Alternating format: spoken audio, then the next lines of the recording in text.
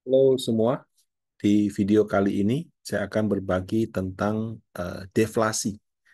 Di September 2024, berita yang muncul adalah Indonesia deflasi 4 bulan berturut-turut. Nah, kira-kira berita deflasi ini dampaknya positif atau negatif ke pasar modal kita? Nah, berdasarkan publikasi daripada BPS, Badan Pusat Statistik, Indeks Harga Konsumen atau IHK itu dipakai untuk menghitung inflasi ya. Di Agustus 2024 adalah 106,06. Angka ini dibandingkan IHK bulan Juli itu turun 0,03%. Jadi kalau IHK-nya naik itu disebut inflasi, IHK-nya turun disebut dengan deflasi. Nah, penurunan IHK secara bulanan ini sudah terjadi 4 bulan berturut-turut gitu. Nah, apakah ada dampak ke pasar modal? Dan kalau ada, positif atau negatif?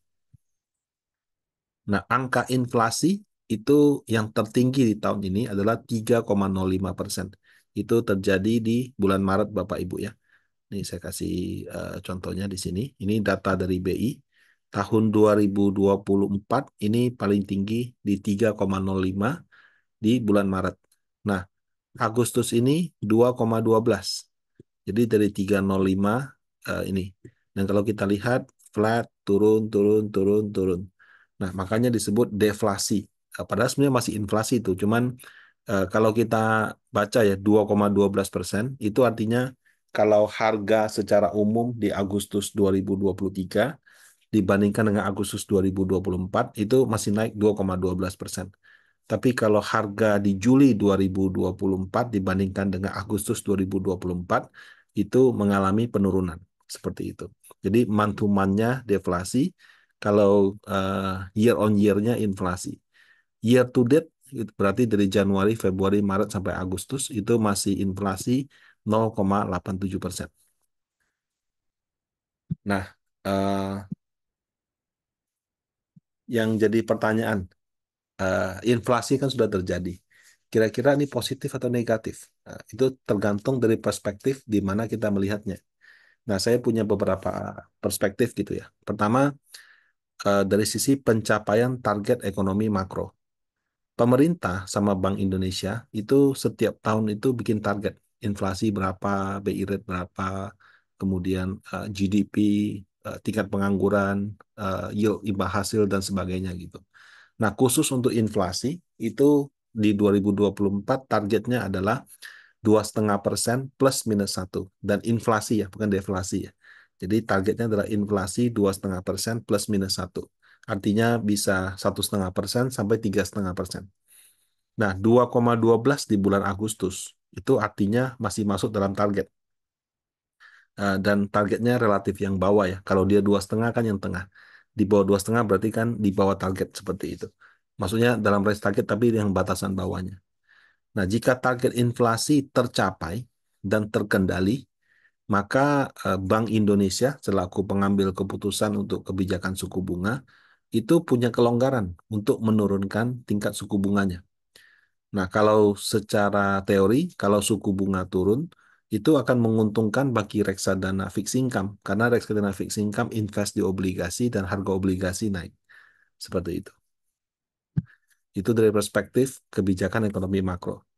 Dari sektor real gitu. Nah, ada anggapan deflasi itu bisa terjadi karena daya beli lemah gitu. Karena daya beli lemah, makanya terjadi deflasi. Nah, kalau kita mau tahu apakah ini deflasi atau memang harga turun, itu perlu juga ada beberapa point of view gitu. Eh, saya kasih contoh ya, misalnya tiket konser gitu, Taylor Swift. Harga normalnya katakan 3 juta. Tapi karena demand-nya jauh lebih besar daripada supply, harganya jadi 5 juta. Apakah itu eh, disebut inflasi? Ya, inflasi. 3 juta jadi 5 juta. Tapi apakah itu bagus? Bagus. Kenapa? Pembelinya ada. Jadi kenaikan harga kalau karena faktor demand yang jauh lebih besar daripada supply, itu is okay. Kenapa? Karena ada orang yang akan diuntungkan. Ada yang bisa beli 3 juta, jual 5 juta gitu. Nah, tapi inflasi itu menjadi negatif apabila misalnya saya setiap hari berangkat kerja naik kendaraan. Kendaraan saya isi bensin. Bensin yang tadinya 10.000 sekarang jadi 11.000. Nah, itu saya kan demand-nya sama. Saya nggak ada karena hari tertentu, event tertentu, saya jadi berangkat kerja lebih bagaimana. Tapi karena harga minyak meningkat, sehingga saya harus membayar ongkos lebih banyak dibandingkan sebelumnya. Nah, kalau inflasi seperti itu kurang bagus. Ya, jadi inflasi itu tidak selalu jelek ya. Kalau terjadi karena demand yang tinggi, maka itu oke. Tapi kalau misalnya terjadi karena apa harga barangnya meningkat sementara demand-nya sama aja, berarti itu mengurangi daya beli. Gitu. Nah, eh, kalau untuk yang data deflasi ini, eh, kalau ngobrol dengan beberapa orang ya, ada yang mengatakan sejak Pilpres sama pemilu serentak berakhir, rasanya bisnis real tuh lebih sepi. Apalagi Indonesia itu kan penghasil komoditi sawit dan juga penghasil komoditi batu bara gitu. Harganya nggak setinggi tahun lalu. Jadi ibaratnya dulu jualan dapat 100, sekarang harganya karena turun itu jadi dapatnya 80. Tetap untung, ya cuma untungnya berkurang seperti itu. Dan khusus Pilpres waktu itu kan bagi-bagi sembakonya banyak. Jadi kenaikan harganya terjadi pada waktu itu. Setelah selesai ya sudah sembakonya juga udah nggak sebanyak itu lagi. Karena waktu Pilpres kemarin aksi bagi-bagi sembako itu sempat bikin demand terhadap sembako cukup tinggi gitu. Nah, ada juga yang mengatakan enggak kok, sebetulnya bisnis sama aja gitu, kuenya sama gitu, tetap grow juga gitu. Cuma masalahnya dulu orang yang pembeli, sekarang karena entrepreneurship gitu ya, kewirausahaan, e-commerce, Instagram, TikTok gitu, membuat orang gampang jadi pengusaha. Jadinya yang tadinya pembeli sekarang beralih jadi penjual. Ada yang cuma mengageni, ada juga sampai bikin produk sendiri gitu. Jadinya kue yang tadinya dibagi ke 100 pelaku, sekarang 500 pelaku. Memang 400 pelakunya cuma ambil kue-kue kecil-kecil, tapi kalau 400 kan banyak juga gitu. Nah, jadi 100 yang ditanya itu, oh ya bisnis lebih sepi. Sebetulnya demand-nya sama, cuma ya penjualnya makin banyak seperti itu. Itu sudut pandang yang lain. Nah, kalau pemerintah, mereka menggunakan eh, inflasi untuk mengetahui kira-kira daya beli melemah atau menguat. Jadi inflasi itu kan indeks harga konsumen itu kan ada banyak faktor. Ada harga bensin, ada sewa sewa kos, ada makanan di warteg, ada makanan di resto, ada makanan ini, ada susu kental, ada susu cair kan banyak sekali komponen-komponennya. Nah, kalau secara ekonomi itu komponen inflasi itu bisa dikategorikan dalam tiga kategori besar. Yang satu inflasi bahan pangan atau food inflation. Jadi eh, harga pangan-pangan yang terutama harga pangan yang bergejolak ya. Contoh kayak bawang, cabai, beras itu dikategorikan jadi satu. Kenapa disebut bergejolak? Ya bayangkan aja misalnya bawang ya. Kalau lagi panen harganya jatuh. Kalau pas lagi nggak panen, oh harganya melonjak tinggi sekali. Cabai juga begitu. Nah, kan nggak bisa. Cabainya misalnya ada satu waktu 1 kilonya 100.000, ada satu waktu 1 kilonya 30.000. Itu inflasinya 300%. Nah, jadi eh, yang inflasi bahan pangan ini satu kelompok tersendiri. Kemudian ada energy inflation. Ya, kalau di Indonesia namanya administered price inflation. Kalau di Amerika energy inflation. Kenapa? Karena di Amerika harga energi itu nggak dibatasin, nggak diatur pemerintah, ngikutin market. Kalau Indonesia harga energi itu masih dikontrol oleh pemerintah at some point. Ya, contohnya misalnya harga Pertalite, harga gas melon seperti itu. Ya, tarif listrik juga ada segmen-segmen yang masih disubsidi. Nah, inflasi energi ini menghitung komponen-komponen energi, terutama yang harganya dikendalikan oleh pemerintah. Kemudian ada inflasi inti atau core inflation. Jadi inflasi yang di luar dua faktor di atas. Jadi kayak kesehatan, biaya sekolah, transportasi, dan sebagainya. Nah, eh, kalau inflasi bahan pangan ditambah inflasi energi, ditambah inflasi inti, dapatlah inflasi total yang 2,12% itu. Nah, eh, ini saya ambil dua saja, yaitu core dan food inflation, jadi yang bahan pangan sama inflasi inti. Yang inflasi inti yang warna biru, kalau kita lihat dari awal tahun 1,68 yang sebelah sini naik menjadi 2,02%. Sementara food inflation yang bahan pangan itu sempat 6%, 7,5%, sekarang turun ke 3,39%. Nah, jadi kalau dalam pandangan pemerintah, ketika dia mau menyebut daya beli masyarakat melemah atau menguat, itu dia menggunakan inflasi inti sebagai acuan. Jadi kalau inflasi inti itu naik, maka disebut daya beli menguat. Kalau inflasi inti menurun, disebut daya beli melemah. Nah, dari angka ini 2024 itu terus mengalami penguatan. Ya, jadi atas dasar ini pemerintah beranggapan daya beli itu tidak melemah. Nah, kalau gitu kenapa terjadi deflasi? Karena kalau kita lihat beberapa wawancara, saya sempat baca satu wawancara dengan Pak Jokowi, dia cuma menjawab singkat sih. Oh ya, karena kemarin supply daripada komoditas itu terbatas. Sekarang sudah panen raya, jadi supply komoditas itu sudah normal lagi. Mungkin juga ada import, import beras atau impor apa gitu kan. Nah, jadi efek daripada panen sama impor atas komoditas yang kurang itu menyebabkan harganya kembali normal sehingga harga bahan pangan turun. Nah, kalau kita lihat di sini ya, di bulan Agustus yang menyumbang untuk deflasi itu bawang merah, harga daging, tomat, telur dan jeruk gitu.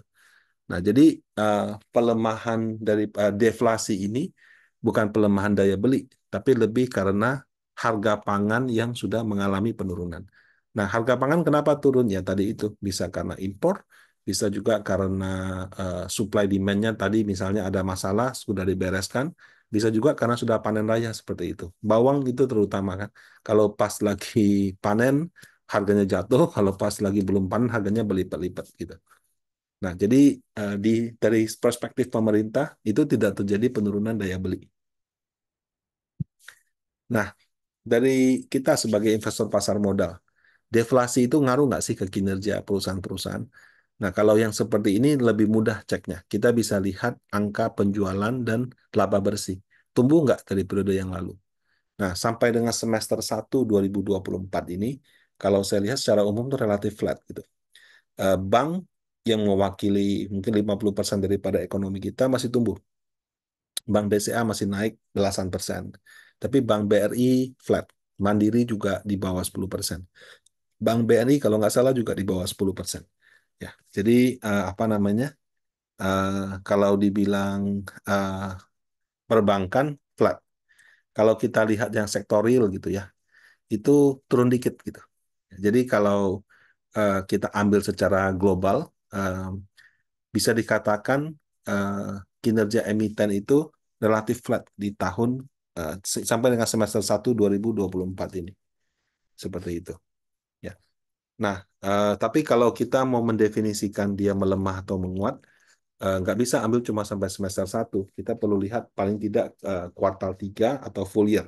Cuma masalahnya kan kalau full year baru keluar tahun depan.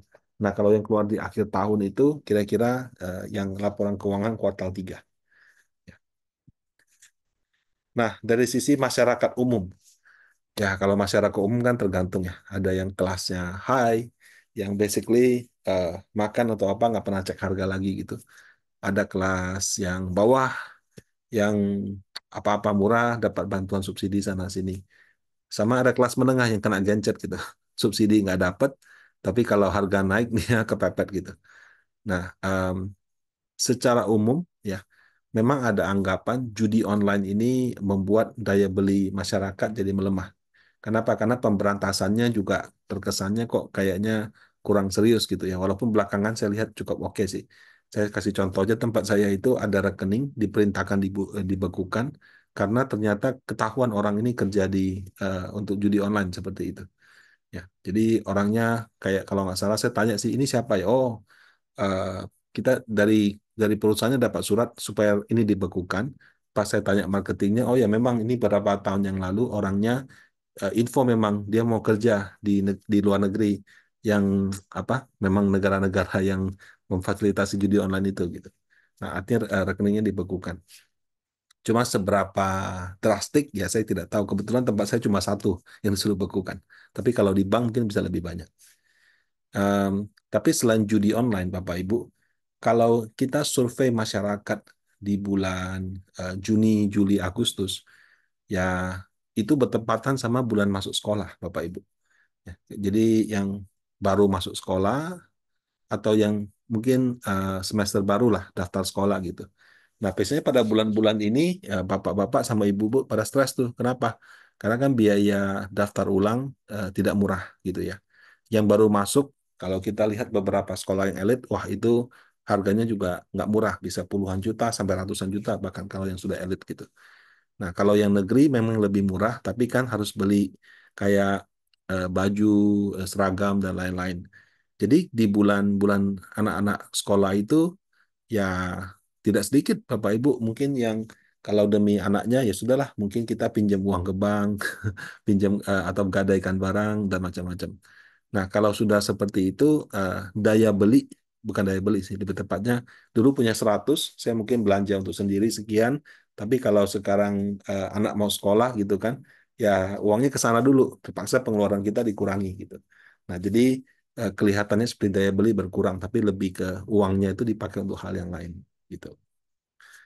Nah, jadi kesimpulannya Bapak Ibu, eh, deflasi selama 4 bulan berturut-turut ini positif untuk reksadana pendapatan tetap dan obligasi. Kenapa? Karena berpotensi mempercepat penurunan suku bunga.